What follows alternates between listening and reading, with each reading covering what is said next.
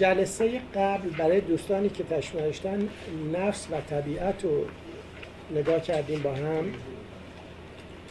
همین جوری که من قبلا درس رسوندم، هر جا شما لغت نفس رو در کتب فلسفی میبینین یعنی روح، و هر جا در کتب دینی و عرفانی میبینین یعنی اون خواسته ها که طبقه بندی هم هست و 4 تاش تو قرآن اومده و که بدترینش نفس اماره است و که امر میکنه به شما چیزی رو بخواین، و که ما اگه خاطرتون باشه توی وقتی داشتیم مثنوی رو میخوندیم صحبتش رو مفصل کردیم که بالاخره هم اینا به این نتیجه رسیدن که اون نفس اماره رو هم شما نه میتونین نه اصلا درسته که از بین ببرین، باید بیان تغییر شکلش بدین و هی بیارینش به مراتب بالاتر تا بالاخره به نفس راضیه و مرضیه و اون مسائل.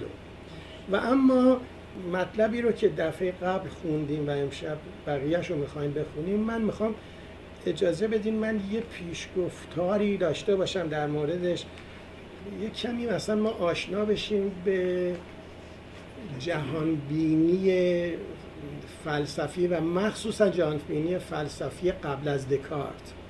قسمتی که الان میخوام حرف بزنم این تعریف از خود فلسفه نیست.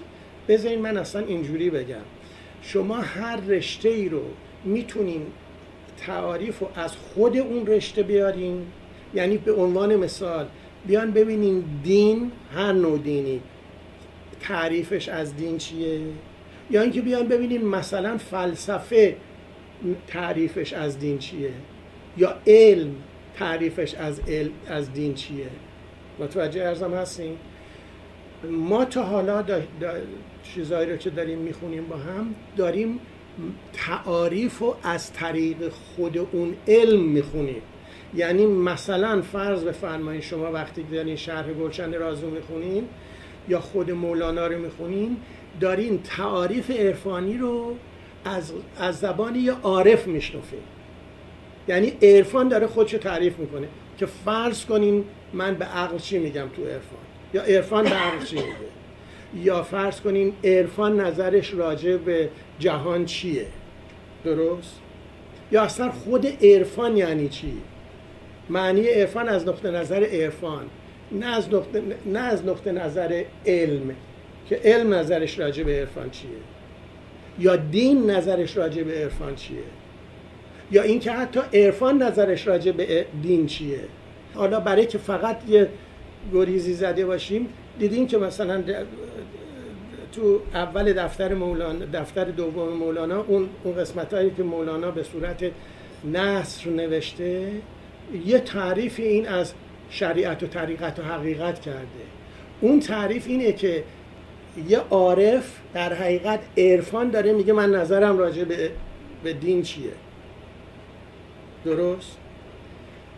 حالا من قبل از این که وارد خود فلسفه بشیم امشب، میخوام بیام بگم که علم چجوری داره به اصلا فلسفه نگاه میکنه و علم چجوری داره به این مسائلی که ما میخوایم نزدیک بهش بشیم چجوری نگاه میکنه. علم داره میگه که یه چیزی حدود 400,000 سال پیش ما یه چیزایی شکل بشر داشتیم که حالا کی بودن چی بودن اینا موضوع بحث ما نیست. الان یه چیزایی حدود 250 میلیون سال قبل اینا بیشتر شکل آدم و کارهای آدم رو گرفتن. اگه معیار آدم بودن آدم امروزی باشه. باز ما نه بحث جامعه شناسی میخوایم بکنیم اینجا، نه بحث بیولوژی میخوایم بکنیم، هیچ. فقط من دارم این مسیر رو با هم یک کمی نگاش میکنم. این موجودی که دالا توی این کره هست که اسمش کره زمینه، به 2 تا قسمت و 2 تا گروه خیلی اساسی تقسیم میشن. یک گروه تقریبا بزرگترشون اونایی بودن که جاهای زندگی میکردن که باید میرفتن دنبال حیوانات و حیوانات رو شکار میکردن و میخورد، هانتر گردن، که که اگه بخوایم با آدرسای امروز بگیم، قسمت اعظم دنیا شغلشون این بوده که برن مثلا یه نمیدونم آهو رو مثلا ببینن، بدون دنبالش، بعد یه نیزه درست کردن زدن بهش کشتنش، بعد تور درست کردن و شغلشون اینه. بله، هانتر گدررها از اینجوری به اصطلاح زندگی میکردن و اینجوری بقاشون به این بود که یه حیوان رو بگیرن بخورن. خب قبل از این که من از این گروه بگذرم، این آدمایی که تو این گروه بودن معتقد بودن و یواش یواش اعتقاد پیدا کردن که نه تنها این حیوانات جان دارن، همه دنیا جون داره و شروع کردن به قربانی کردن. یعنی اول مثلا یه قربانی کردن برای که چون گاومیش خیلی هم شکارش مشکل تر بوده، هم خیلی گوشت داشت، خب خیلی قربانی که برای این میکردن بیشتر. هنوز جای پای این داستان شما تو سرخپوستان میبینید. هنوز شما میبینید که سرخپوستا تو رقصاشون شکل حیوانات به خودشون میدن. این ریشش اونه. و حتی توی ادیان به اصطلاح قبل از ادیان سامی یا ابراهیمی اروپایی میبینین که این حیوونا دارن شکل خدا رو پیدا میکنن. یعنی مثلا شما ورولفو، که البته ورولفو میگن آدم بوده، فقط اسمش ورولفه، ولی شباهت هایی که حیوانات پیدا میکنن با خدا یا اینکه سمبولیک هایی که درست میشه، از اینجا این پیش میاد که شما منبع تغذیت اونه. درست؟ 3 قسمت تو دنیا اون وقت وجود داره، یا 3 تا نقطه، که این 3 تا نقطه 3 تا رود گردن کلفت هستن که یکیش یه دورودیه، 2 تا روده که ما به این اولیه خیلی آشناییم و بغل خونمونه، اسمش بین النهرینه که عراق فعلی باشه با آدرس جدید. یه رود دیگهش رود گنگه که توی هند هست و یه رود دیگهش رود زرد یلو ریوره که توی چینه. زمین هایی که و نیل، حالا نیل رو هم چجوری ما میزنیم سر این 2 تا روده بهتون میگم. این 3 تا منطقه رو در نظر بگیرید. اول تو ذهنتون مقایسه کنین، از قاهره یه خط بکشین به بغداد، به این میگن حلال حاصل خیز اولش، و بعد چون ادیان اینجا درست شد اسمش گذاشتن حلال مقدس. اوکی؟ در حقیقت این 2 تا حوزه رو یه حوزه قبول دارن، چون خیلی هم نزدیکه با هم. اینجا رو در نظر این منطقه رو این 3 تا منطقه رو که عرض کردم در نظر بگیریم. کشاورزی در اینجا درست میشه، در این 3 تا منطقه. حسنی که کشاورزی داشته اینه که دیگه من حالا بشر یک فراغتی برام پیش میاد که دیگه هر روز لازم نیست بدوم دنبال مثلا گوزن یا خرگوش یا هر چیزی که میخوام شکارش کنم. من میتونستم یه سری گندم بکارم و این گندم رو تبدیلش کنم به نان یا اولش همجور خام بخورم، ولی آذوقه مثلا یه مدت هم داشته باشم و تو فصل زمستان که حیوانات دم دستم نبودن من اون مشکلات اروپا رو نداشتم و یواش یواش شهرها شکل گرفتن. به طب شما هیچ تعجب نباید بکنین که اولین مراکز تجمع بشر و اولین مراکز به اصطلاح تمدن توی این 3 تا نقطه که عرض کردم. حالا این داستان یک به اصطلاح پرانتزم داره و اون پرانتز یونان و ایتالیاست. یونان و ایتالیا درسته که جزء قاره اروپا هستن، درسته که اینا درشون کشاورزی نبود، ولی به خاطر وضع آب و هوایی که داشتن و نزدیک بودن به آبهای مدیترانه‌ای، تو اینا میتونستن همون کاری رو که با کشاورزی تو این 3 منطقه‌ای که ما گفتیم انجام میدادن، اینا با ماهیگیری انجام میدادن. به‌طبع شما توی این 2 منطقه هم اولین شهرهای اولیه رو میبینیم که وقتی میگیم شهرهای اولیه، شهرهای تقریبا پر جمعیت. خب یعنی یادتون باشه تو توی اون داستانه که ما میخوایم بدویم دنبال آهو، ما نمیتونستیم شهر درست کنیم، چون من همینجوری میرفتم دنبال آهو. حالا یا آهو رو میگرفتم میکشتم، زن و بچه هم با هم بوده میگرفتیم آهو رو میخوردیم، میرفتیم مرتبه بالاتری، یا مثلا میچرخیدیم یه غاری پیدا میکردیم یه جایی باشیم. اینه شرایط داستان. این حرفایی که ما داریم میزنیم مال خیلی قبل از این که تاریخ پیدا شد. تاریخ از اونجایی پیدا شد که خط پیدا شد.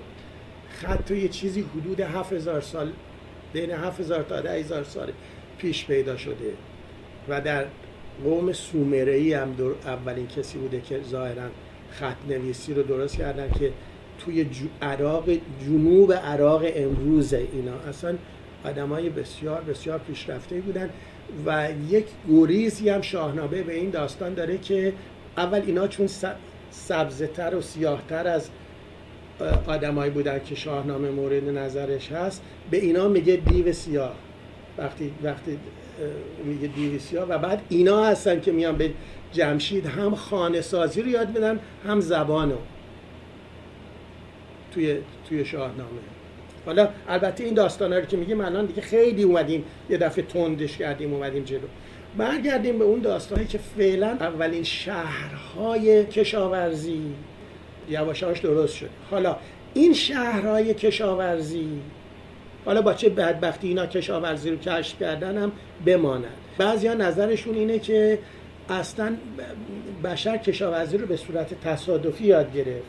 یعنی مثلا این رودا طغیان میکردن، به یه سری املاح و اینای میفرستن روی زمینای بغلی و دانه هایی که ریخته بود سبز میشد و دست بر غذا توی مخصوصا این منطقه مسوپتامیا، یعنی بین النهرین، گندم بوده، توی باد آورده هرچی بوده و بشر تونسته گندم خوری رو از اونجا شروع کنه. اولین گیاهی رو که تونستن اینا خودشون کشت کنن و بعد هر موقع میخوان بکارن، هر موقع میخوان نکارن گندم. خب این چه فایده داره؟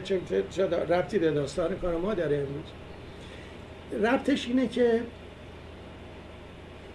اسطوره ها و اساطیری رو که بشره درست کرده بود تو ذهنش که جواب سوالاشو بده. یعنی چی؟ یعنی فرض کنین اگر شما توی ایتالیا امروز بودین یا توی یونان امروز بودین که سرکارتون با آبه و میخواین برین تو دریا آب ماهی بگیرین، خب طوفان شدن و طوفان مشکل براتون، آب میبرتون، میکشتون. به طب من میام یه خدای درست میکنم مثل میذارم خدای طوفان و بعدم قربانی براش میکنم که خشمش شامل آن من نشه. و ما میدونیم تمام خدایان یونان بعد منتقل شدن به روم با همون اسم، بعضیاشون با اسم دیگه ولی با همون کار بود. خب منی که دارم مثلا توی بغداد امروز زراعت میکنم، خب من خوشسالی خیلی برام بده، من نمیدونم آفت برام بده، اصلا نمیفهمیدم آفت یعنی چی، ولی هرچی بود برام بد بود، محصولمو میخورد، گشنه میموندم. خب خداهای اولی که من درست میکنم اینجا شغلشون آبیاریه، شغلشون اینه که منو از اینا مسئول کنن، نگه دارن. من میخوام توجهتون رو به این جلب کنم که بشر اولیه یا این مسیری که داره میاد شروع میکنه برای تمام مسائلی که داشته یک اسطوره میسازه. برای بارون اومدن، بارون نیومدن، برای طغیان رودخونه، برای فلان. یواش یواش که عقلش میرسه، به عنوان مثال این چیزیه که ثبت شده است، میگن رود نیل همجور که میدونین 2 دور در سال طغیان میکنه و بهتر نیل جایی هست قبل از اینکه سدها رو روش بسازن که 2 دور میتونستن کشت بکنن به خاطر شرایط آب و هوایی و اینا. موبدان اولیه اونا کسایی بودن که فقط تاریخ دستشون بوده که این آبه کی میاد بالا و کی نمیاد بالا. خب اینو نمیمدن که به مردم راحت بگن که دکون دستگاهشون به هم میریخته. میمدن میگفتن که وقت مصر هم 2 قسمت بوده، مصر بالا و مصر پایین. خدای مصر بالا رو می آوردن فقط خدای مصر پایین میشوندن 2 تا تیکه سنگ، ولی جشن و بگیر و ببند و بزن و بخور و اینا یه هفته‌ای هم با هم بودن. بعد میگفتن که حالا شما اون چیزایی که میخوان بکارین بیارین و پیش ما و برین مثلا فردای روز جشن بکارین. فردای روز جشن فردایی بوده که دیگه طغیان نمی‌کرده رودخونه و اون آدرسش داشتن. جای پای تقریبی تمام ادیانی که و اعیادی رو که ماها از دیرباز داریم یا همچین چیز، مهرگان یا همچین چیزی. مهرگان وقتی که شما محصولتو برداشتی به عنوان زاره و داری جشن میگیری. مشابهش در تقریبا تمام کسایی که بعدن دیگه همه کشاورزی شدن هست. برگردم به این اسطوره ها. این اسطوره ها رو هی که بشر اومده جلو و تونسته بفهمه چه خبره، به اصطلاح میگن اسطوره زدایی شده. یعنی دیگه اسطوره وجود نداره، دیگه نیست. تنها جایی که هنوز بشر نمیفهمه داستان دسته که دیگه ما میدونیم مثلا بارون چه جوری میاد، ما دیگه طوفان دریا رو میفهمیم الان چه خبره، حتی پیش بینی میکنیم امروز آفتابی میشه فردا چجوری یا خیلی هم مسائل دیگه. تنها اسطوره‌ای که فعلا مونده اسطوره خلقته که کی منو به وجود آورده. به طب اون اسطوره هنوز هستش و وقتی هم نگاش میکنین میبینین این تعریف خداست تو ادیان که هیچ فرقی بین این و اسطوره مثلا رب النوع آب نیست. فقط رب النوع آب مواظب بوده که دریا طوفان نشه. حالا ببرمتون توی مثلا یونان یا روم، زائوس که خدای خدایان بوده شغلشون بوده که همه رو به وجود بیاره، رئیس همه خداها بوده، بقیه خداها واسه اون کار میکردن. اون وقت هرکول و نایکی و نمیدونم ونوس و همه واسه این کار میکردن، هر کم شغل خودشو داشت. این نگاهیه که علم داره به دین، این نگاهیه که ضمناً علم داره به فلسفه قبل از دکارت. چون فلسفه تا قبل از دکارت معتقد بود که همه دنیا جان داره، اما این که امشب ما داریم میخونیم. علم اصلا جان رو تشخیص نمیده. شما وارد یه دانشگاه پزشکی بشی بگو جان، یعنی شما داری یه زبونی صحبت میکنی که ما نمیفهمیم جان یعنی چی. من بارها عرض کردم که ما مردن پزشکی داریم، مردن حقوقی داریم، مردن فرض بفرماییم مردن اقتصادی داریم، مردن سیاسی داریم برای بعضیامون که کار سیاسی میکنیم، مردن اجتماعی داریم. مردن پزشکی جان، شما تو هیچ ورقه پزشکی هیچ موتی نمیبینی نوشته باشه که ایشون جانشون از دست دادن. می‌نویسه یا قلبش وایساد یا مغزش وایساد، علتش این بود، سکته کرد، نمیدونم کلیه‌اش کار نکرد، همچین شد. من میخوام بگم علم اصلا جان رو تشخیص نمیده. این مسائل ماوراء طبیعه رو نمیشناسه، میگه من نمیدونم شما چی میگین. در سطح فلسفه تا قبل از دکارت همینجوری که ملاحظه میکنیم یه پاش توی ماورالطبیعه است. یه چیزی هم اضافه کنم که چجوری پای فلسفه رفت تو ماورالطبیعه. ما یه ریاضیدانی داریم در یونان به نام فیثاغورس که هممون میشناسیمش. آقای فیثاغورس اومده میگه که اگر یه مثلث قائم الزاویه داشته باشیم و وترش و مجذور وتر این مساویه با مجذور دوتا ضلع دیگه است. یعنی اگه یادتون باشه A به توان 2 به اضافه B به توان 2 مساوی C به توان 2. این آقای فیثاغورس به تا شغلش هندسه بوده و ریاضیدان بوده، ولی اون موقع شما وقتی میگفتن به ریاضیدان باید فلسفه هم بدونی. درست؟ این آقا اومده یه حرفی میزنه، میاد میگه که 2 وجود نداره، 3 هم وجود نداره، 4 هم وجود نداره. یادتون باشه ریاضیدان طرف شما میگین 2 تا سیب، 2 تا آدم، 4 تا کبوتر، خود 2 یعنی چی؟ آره و خود یک یعنی چی؟ نه ما نداریم اصلا همچی چیزی.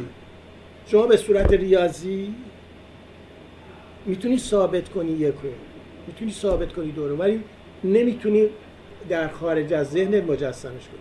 یه مثال دیگه میزنه نزدیکتره به ذهن تا این. میاد میگه تعریف هندسی نقطه. تعریف هندسی نقطه اینه که یه چیزیه که نه عرض داره، نه ضخامت داره، نه قطر داره.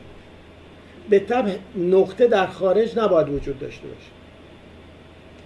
بعد میاد میگه خط یعنی مجموع نقطه ها. خب اگه نقطه وجود نداره پس خط هم وجود نباید داشته باشه. و بعد میاد میگه سطح امتداد خطه. مگه ما تعریف سطح رو اینجوری نمی کنیم؟ وقتی نقطه وجود نداشته باشه، خط هم وجود نداشته باشه و سطح وجود نداشته باشه، پس این که جلو من هست چیه؟ متوجه عرضم هستیم؟ آقای فیثاغورس از اینجا میاد یه حرفی میزنه، میگه من دارم شماها رو یک سری مفاهیم رو بهتون معرفی میکنم که صورت عقلانی داره ولی صورت محسوس نداره. درست؟ به طب معتقده که یه جهانی هست به نام جهان عقل و جهان معقول. اون جهان معقول پایه ماورالطبیعه فلسفیه که بعد از اون ارسطو اومده روش حرف زده.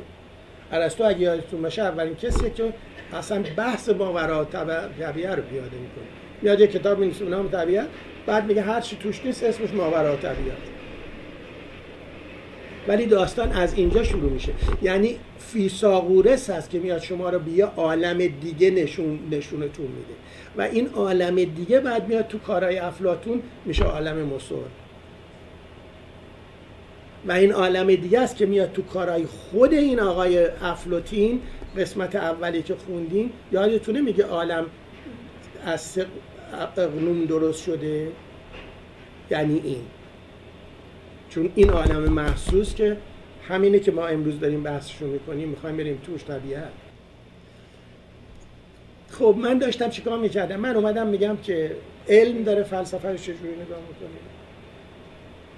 حالا یه جایی هم بعداً ممکنه بگیم دین چجوری نگاه میکنه، الان موضوع بحثمون نیست. و بعد خود فلسفه رو چجوری نگاه میکنه. من میخوام ذهنیتتون رو به اینجا برسونم که اقلا فلسفه در این مقطعی که ما داریم میخونیم معتقدن که دنیا، همه دنیا جان داره. به اون جان ما میگیم نفس. این قسمت ها رو ما تا حالا خونده بودیم. قسمتی رو که امروز در خدمتتون خواهیم خوند زمان و ابدیته. یکی از مباحث بسیار بسیار اساسی فلسفه مسئله زمان هست. اجازه بفرمایید که من خواهش کنم از جناب کمره‌ای متن رو برامون بخونن. خوندن متن خیلی همجور که ملاحظه میکنیم بسیار بسیار دقیق باید باشه، چون میتونین متن رو بد بخونین و نتیجه بد بگیرین. من میخوام استفاده بکنم از این مطلب و تشکر کنم از جناب کمره‌ای که واقعا با خوندن صحیحشون نصف از مشکلات ما رو حل میکنه. اجازه بفرمایید ما یه مقدار از اینو بخونیم و بعد بیایم ببینیم که نظر فلسفه در مورد، یا اقلا نظر فلاسفه اولیه در مورد زمان چی بوده و بعد این مفهوم زمان به کجاها رسیده کارش. یه سری به اونجاها میزنیم. البته ما میتونیم جلسات مختلف رو در مورد زمان بگذاریم. من منظورم اون نیست، فقط میخوام یک اصطلاح تلنگری زده باشیم به زمان و بعد بیام ببینیم زمان نزد آقای افلاطین چیه در حقیقت. خواهش میکنم. صفحه 43 شماره 4 زمان و ابدیت. یکی از موضوعهای مهمی که در ضمن بحث درباره نفس و طبیعت در فلسفه افلاطین مطرح می شود موضوع زمان و کیفیت پدید آمدن آن است. مراتبی که از نفس آغاز می شود و به بالا می رود مربوط به عالم حادث نمی شود. هرچه در عالم علوی و ساحت ماوراء الطبیعه رخ می دهد خارج از زمان است و ازلی و ابدی است. همین که از نفس به مرتبه پایین‌تر تنزل کنیم همه چیز در حکم زمان در می آید. اما این زمان خود چگونه پدید آمده است و اصل آن چیست؟ زمان از نظر افلاطین مقدار حرکت نیست، چنان که می‌دانیم انتشاء نفس از عقل نوعی جنبش و حرکت است. اما زمان در این مرتبه دخالتی ندارد و نمی‌توان گفت که چون جنبش است پس زمان هم هست. این حرکت و جنبش از زمان بیرون است. اما اگر زمان مقدار حرکت نیست پس چیست؟ در این مورد افلاطین با افلاطون هم عقیده است و میگوید که زمان پیکر ابدیت است. ابدیت در عقل است و زمان در نفس کلی حادث می شود. چون عقل در لازمان است پس حیات عقلانی در سکون ابدی است و همه چیز در برابر دیده عقل حضور دارد. به همین دلیل است که افلاطین میگوید در عقل فعلیت محض است. فعلیتی که در عقل است در نفس نیست. نفس محکوم به شدن است و حیات او در زمان است بر اثر پیوندی که نفس با عقل دارد و او نیز شناسایی و نظر دارد. اما این نظر با نظر عقل فرق دارد. در برابر دیده عقل همه چیز از ازل تا به ابد حضور دارد، یا به عبارت دیگر همه حقایق معیت دارند.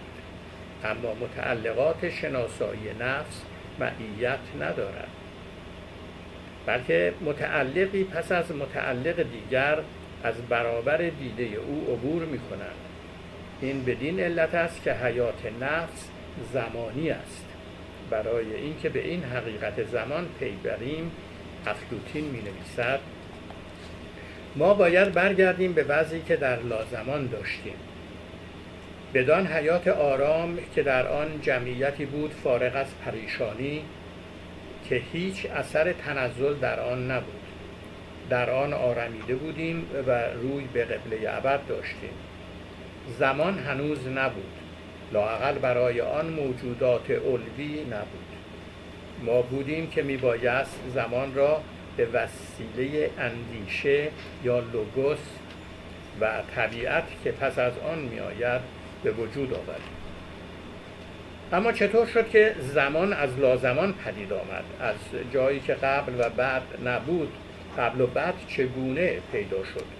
اگر درباره پیدایش زمان از خود سوال کنیم، به زبان حال پاسخ می‌دهد که قبلا هنگامی که در واقع این قبل نبود و نیازی به بعد نبود، زمان در آرامش و سکون ازلی بود، در ساحت وجود حقیقی. هنوز او زمان نبود، بلکه فارغ از هویت خود بود. اما چون طبع ناآرام و فعالی آنجا بود که می‌خواست مدبر خویش گردد و خودی پیدا کند، پس حرکت کرد و زمان نیز با آن به حرکت درآمد و بدین نحو مدام حرکت می‌کند و دیگر و سپس می‌شود. یعنی چیزی است که عین خود نمی‌ماند، بلکه اکنون چیزی است و سپس چیزی دیگر.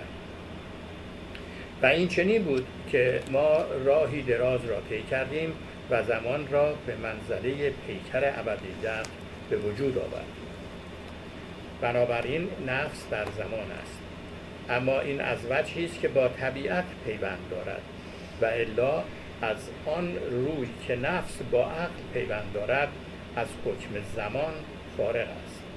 از آنجا که طبیعت و هرچه در عالم محسوس است زمانی است، نفس هم تا آنگاه که در قید طبیعت و عالم محسوس است اسیر زمان است.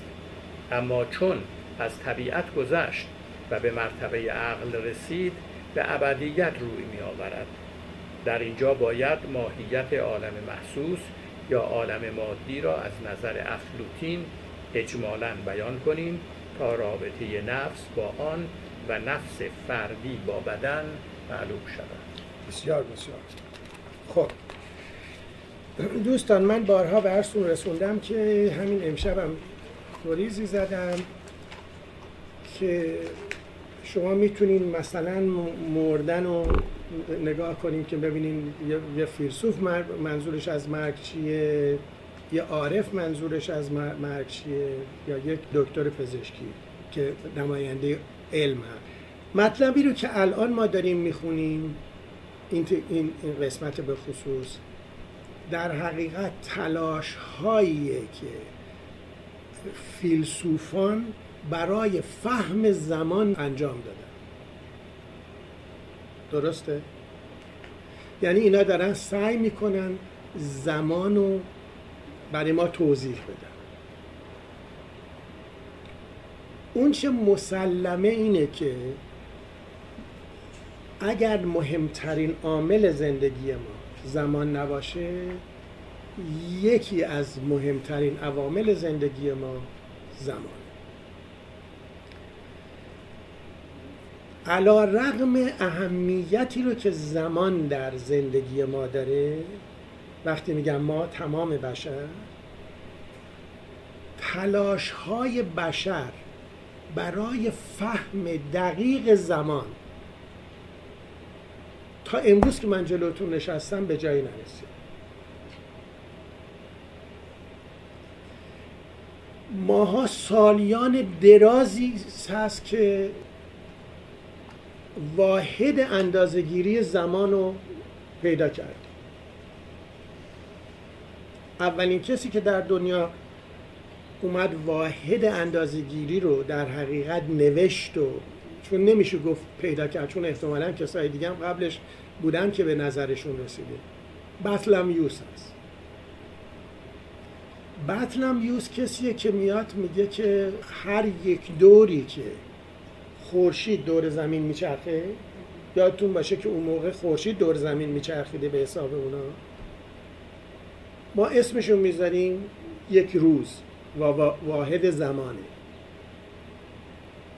یادتون باشه که بطلمیوس زمان رو تعریف نمیکنه، نمیگه زمان چیه، فقط داره اندازه‌شو میده دست من. جالب اینه که این نظریه که به نام هیئت بطلمیوسی هست تا حداقل زمان حافظ و حتی بعد از حافظ و بعضی موقع‌ها من حتی شعرهای امروزی رو هم میبینم که هنوز ما حرف از چرخ میزنیم، حرف از گنبد میزنیم، حرف از فلک میزنیم، حرف از همه اینا رو که میگیم داریم حرف بطلمیوس رو میزنیم. یعنی شما وقتی که حافظ رو میخونین نوشته که چرخ و فلک و نمیدونم گنبد دوار و مینا و همه این حرفا رو که با این زیبایی داره میزنه، داره میگه من مفهوم از زمانم مفهوم بطلمیوسه.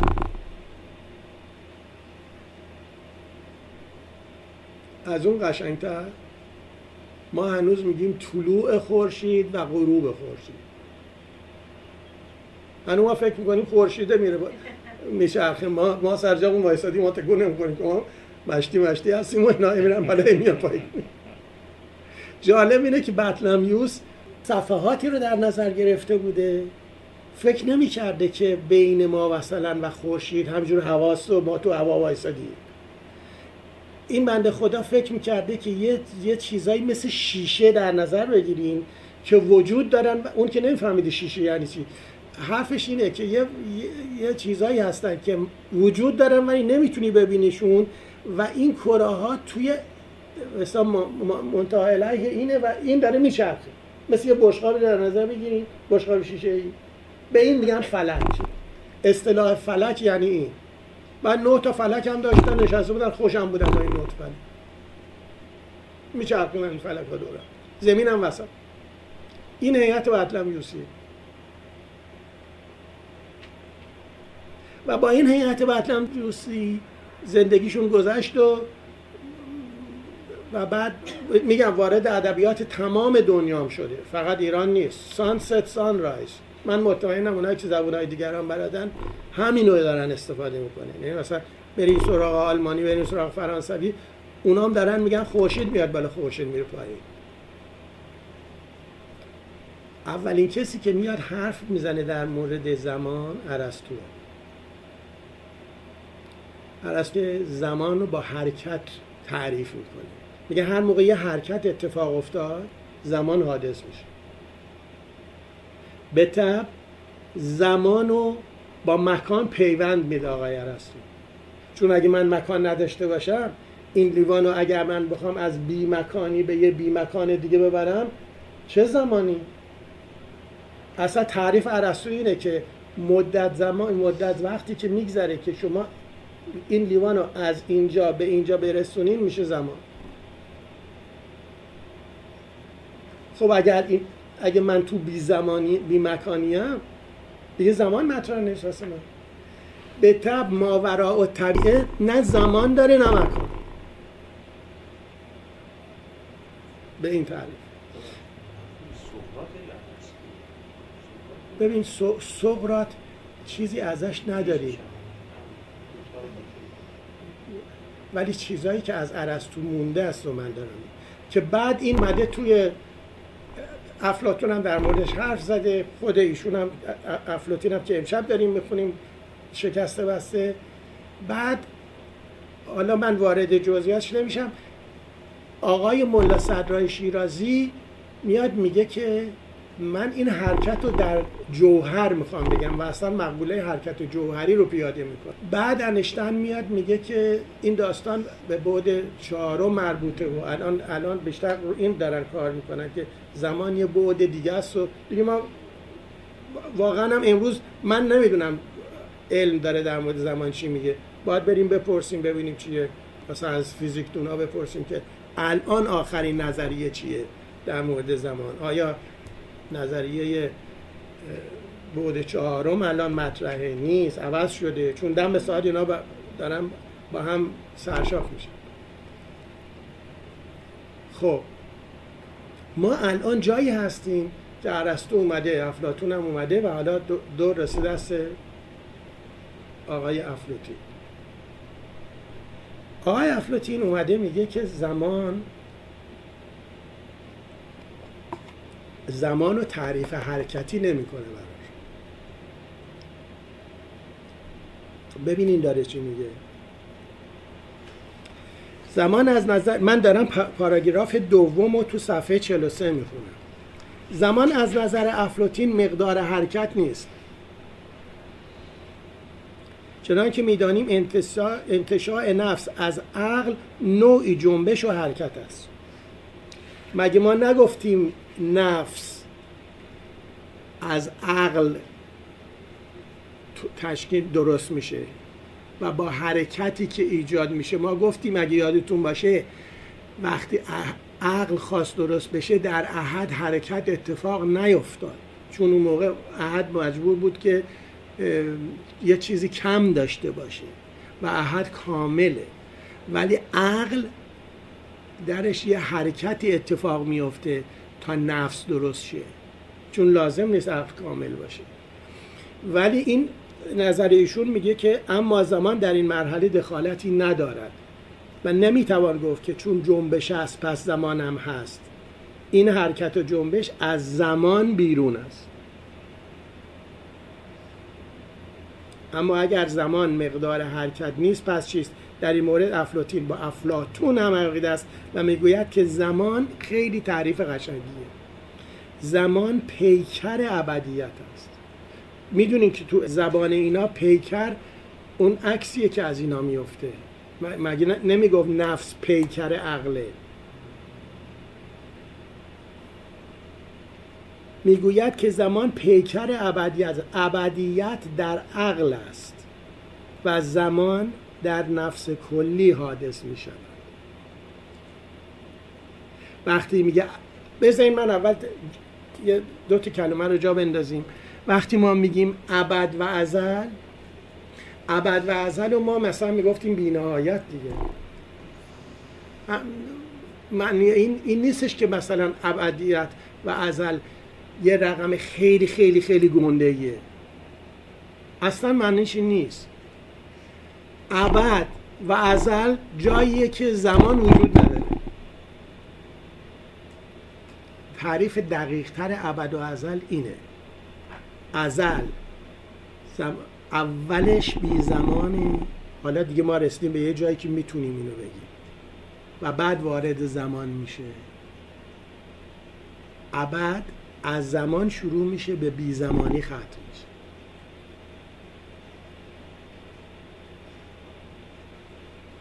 حرف ایشون الان اینه، میخواد بگه اون چیزی رو که شما اسمشو میذارین طبیعت، نفس که بعدن که اسمش روحه، یک سرش تو عقله که عقل در بی زمانی بی مکانیه، اون سرش در بی زمانی بی مکانیه. این سرش که میاد و طبیعت رو درست میکنه در زمان اتفاق میفته. به طبع روح یک پلی هست که از بی زمانی زده شده تا با زمان. حالا بعدا ما میام تو نفس جزئی که نفس خود ما باشه ببینیم چه جوری این مسئله عمل میکنه.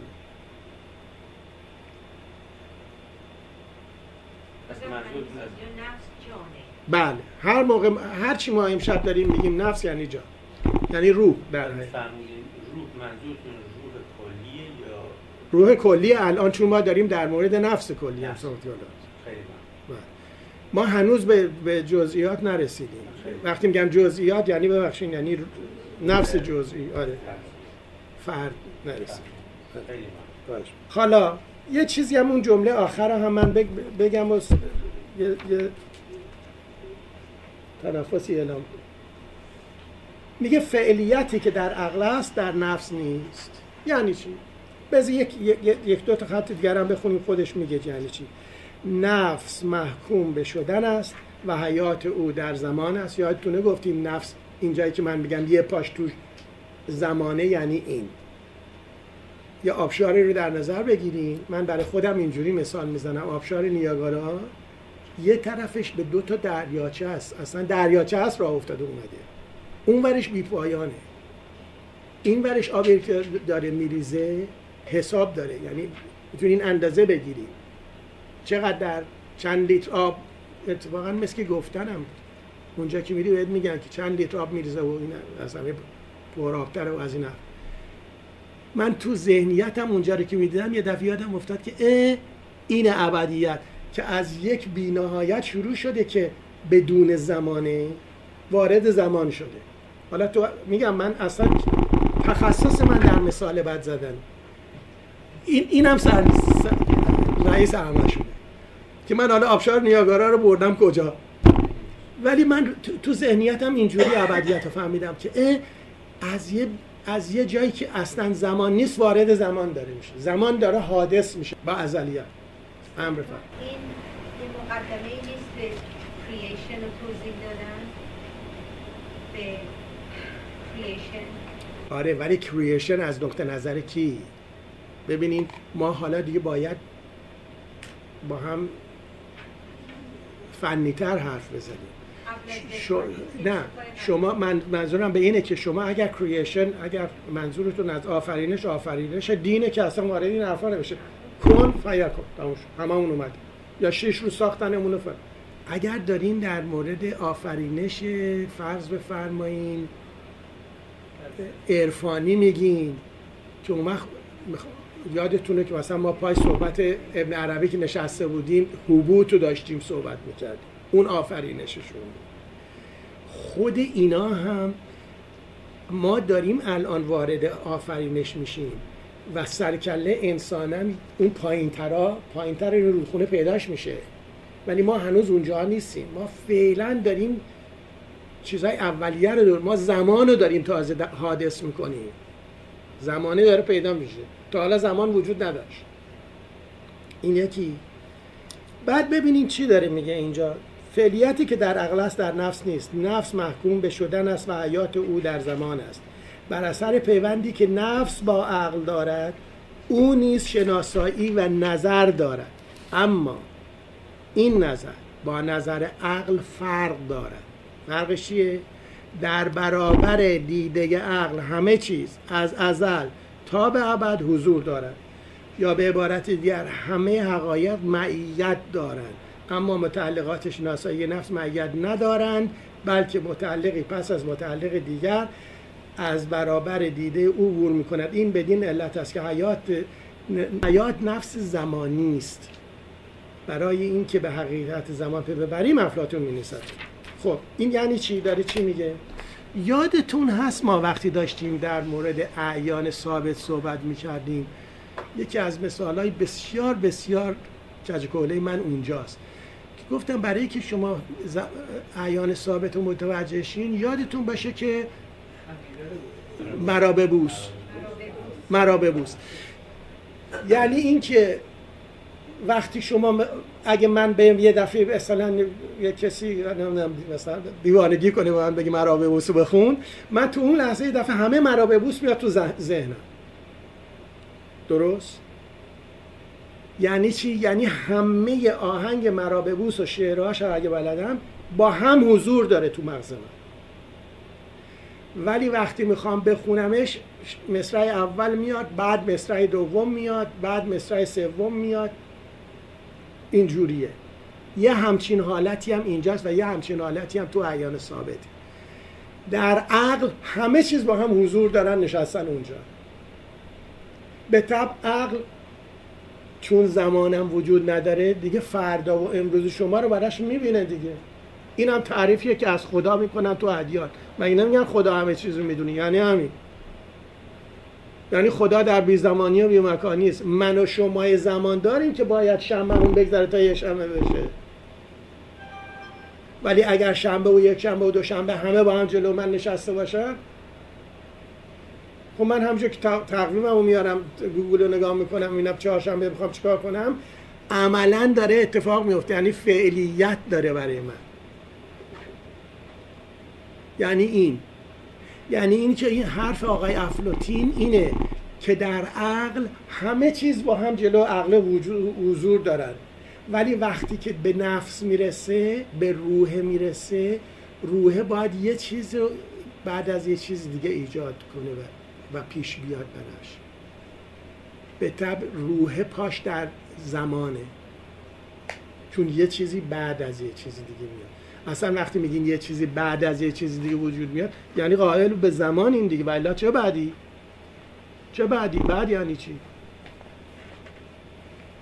بعد قید زمان داریم به کار میبریم. من اول اومدم بعد شما تشریف آوردید.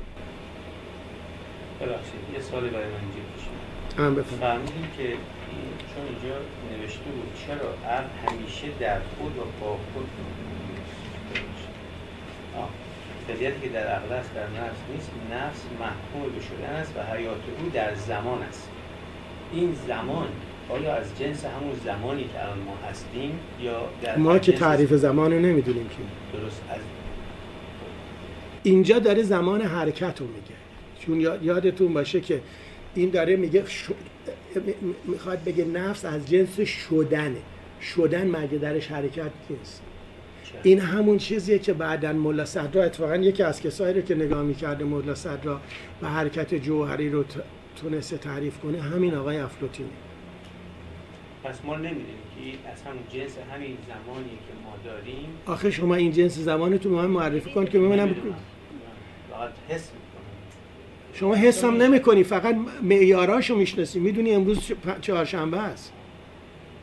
شما کجا زمان حس می‌کنی؟ شما می‌بینی من پیرتر شدم، به نظرت میاد که من آره موام ریخته.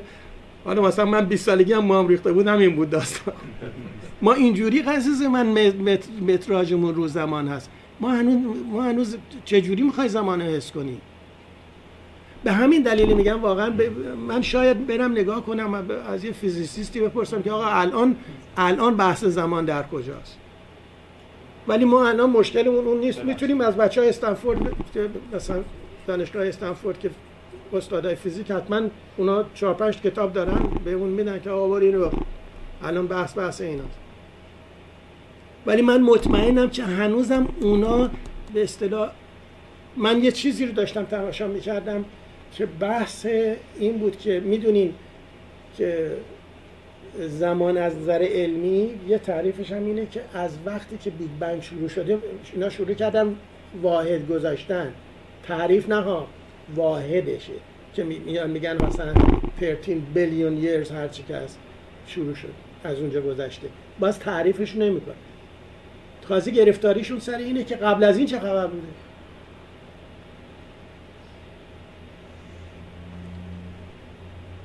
قبل از بیگ بنگ چه خبر بوده. ما اونجاییم.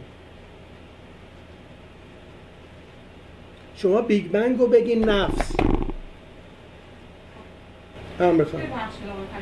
خب اینجا که میگه نفس محکوم به شدن است و حیات او در زمان هست، همین آفرینش نیست؟ بله، ولی آخه وقتی میگه جانم همین رو نمیخواد بگه؟ یعنی این جمله یعنی آفرینش خیلی پرته؟ نه پرت نیست، ولی من دقیق نمیبینمش اینو. ببینین این داره چی میگه. این الان داره نفس رو توضیح میده، نه آفرینش رو.